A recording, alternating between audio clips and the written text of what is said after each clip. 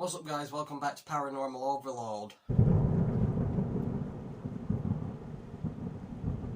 Ignore the fact that I look a mess right now. I'm having to film this pretty late at night because today we're doing another ritual and this requires you to do it at night. It doesn't specify what time, all it says is make sure it's night, but today we're doing the Michael Jackson Little Susie ritual. And what that is Michael released a song on the History album, which is my favourite Michael Jackson album, called Little Susie. It also has a French name, it's Little Susie / the French name. I'm not 100% sure how you pronounce it, so I'll put it up on screen. And surprisingly, no matter how much I tried to look, I couldn't even find the meaning for this French name. I found that it was linked to some other music by Andrew Lloyd Webber, but I couldn't find like the actual translation for this song, which is weird because I did find it a long time ago when I first heard about this ritual, but I just can't remember what it means. Pretty much the story for this goes, because this song is nothing like the other Michael Jackson songs there are. It's not upbeat, it's not full of dancing, it's just different. The vibe is different. It's pretty creepy, to be honest, and pretty dramatic. The story goes that, well, the song is about this girl, Susie, who was found dead in her home, but there was really nobody in her life who cared about her. She was found dead and nobody was there for her. And there's been a lot of speculation through the years whether this song is based on a true story or not, because just before that song came out, a girl named Susie was found dead in the exact same way Michael describes in the song, which I'll explain a little later as we get through the story. But over the years, there's been more and more speculation as to whether it's a real case or just the story made up for the song. Honestly, I don't know what to believe. I couldn't really find anything about this real murder case, even though I did try to. The story goes, there was a girl named Susie who didn't live in the best household. The mother was an alcoholic and the father left when she was born. So there weren't a lot of guidance, and then one day the mother either died or abandoned the daughter. I've read both variations, and she ended up being adopted by her grandfather, who assaulted her physically and sexually. Over the time, she became more and more isolated, and her favourite possession pretty much was this music box, which you do actually hear in the start of the song. It starts with the winding up of a music box and the little girl humming along to the tune of the music box. As the story goes on, we find out that the grandfather either pushed the girl downstairs one day, or she fell down the stairs because he wasn't taking care of her. She tried to get downstairs and she fell.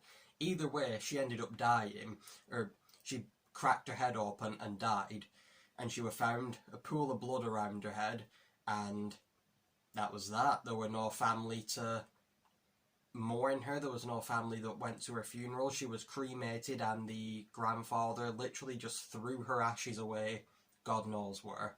If this is just the story of the song, I don't know why it's so in-depth, because literally there's websites filled with information about this story, so if it is just for the song, then I don't know why it is so in-depth. Moving on to the ritual. The way this ritual works is you sit in darkness. I'm going to be turning my light off soon, and with headphones you listen to the song Little Susie. Now obviously I can't play the song in the video for copyright reasons, but I'll put the lyrics up on screen so you can sort of see the correlation between what Michael wrote for the song and what I've said about the real story, you know, about the dad leaving, the mother being an alcoholic, the grandfather being abusive, and then even the way she died, and the music box as well. And supposedly after you finish listening to this song, you'll hear some kind of childish noise, either a cry or a giggle. That's what I've heard.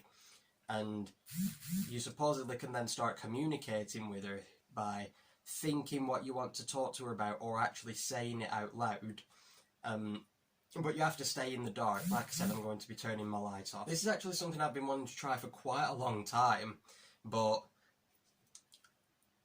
I was just too freaked out to do it, not gonna lie. Anyway, I'm gonna get the song up and I'll be right back.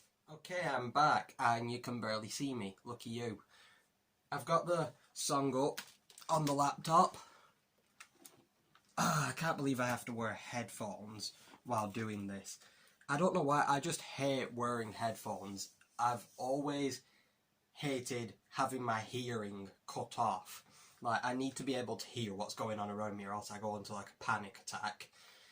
But I'm leaving that laptop open because I'm already freaking out with how little of my room I can see. Because I can't actually play the song for you because of copyright, I'm probably going to speed through me actually listening to the song. Oh god, I feel wrong. But I'll put the lyrics up on screen so that you can actually know what's being said. Anyway.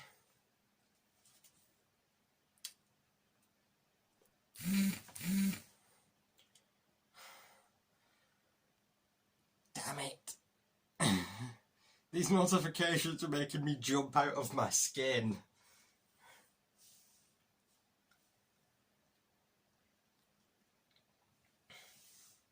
Be sure to check out my beauty channel, by the way, where you can see me do a Michael Jackson inspired makeup tutorial. I'd just like to clarify, I'm not doing makeup to look like him, I'm just replicating the style that his makeup artist did on him. I don't think doing makeup to look like him is appropriate at all, because no matter how pale his skin got because of vitiligo, not skin bleaching, he was still a black man, so that would be wrong, and be doing blackface, which I'm not into. So I'm just replicating the style of makeup.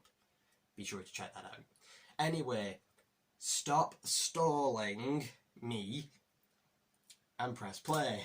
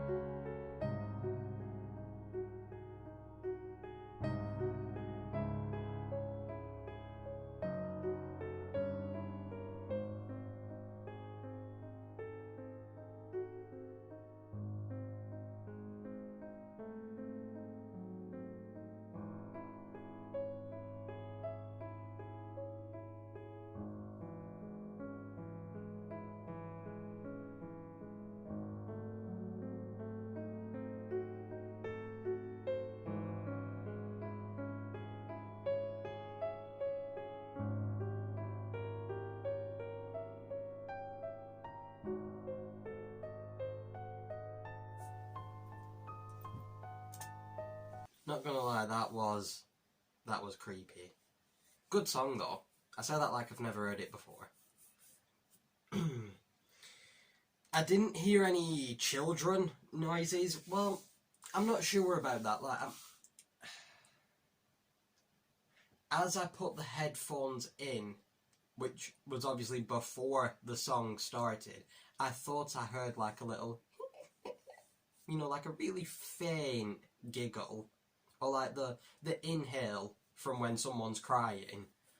I felt things around me, like going through the video. You'll probably see like I was looking up around me. I could feel like coldness on this side of me, as if something just really cold was like pressing against me on this side.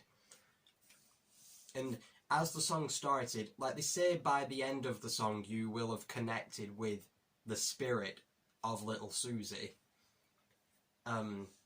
As the song was finishing, it ends with like bell chimes, you know, like when a clock gets to the hour and it'll do the chimes. It sounds like that. And it's like I just got this wave of sadness. I don't know if that was psychological or if it was supposed to be like I was feeling what Susie felt throughout her life. That probably sounds insane. I got like mental images as well. They said that, you know, the grandfather was abusive. I got images of a really, really angry old man with a belt in his hand. Like, you know, people belt their children apparently. I don't know if I communicated with Susie, but I do think I connected with something. Or maybe my brain was just heavily influenced by the fact that I was low-key panicking and I had all these lyrics going into my head. I don't know. I'm open to that. I could have connected with something. My house is haunted though, so I won't be surprised if one of those spirits took the chance to pose as the Susie spirit just to get close to me for a minute. You know, because spirits can do that. They'll pretend to be a different kind of entity so that they can get close to a person. I just hope I'm not possessed now. Anyway, I'm going to try to calm down a little bit. Be sure to check out my beauty channel, Beauty by Cole. Like I said, I'm doing a Michael Jackson inspired makeup tutorial.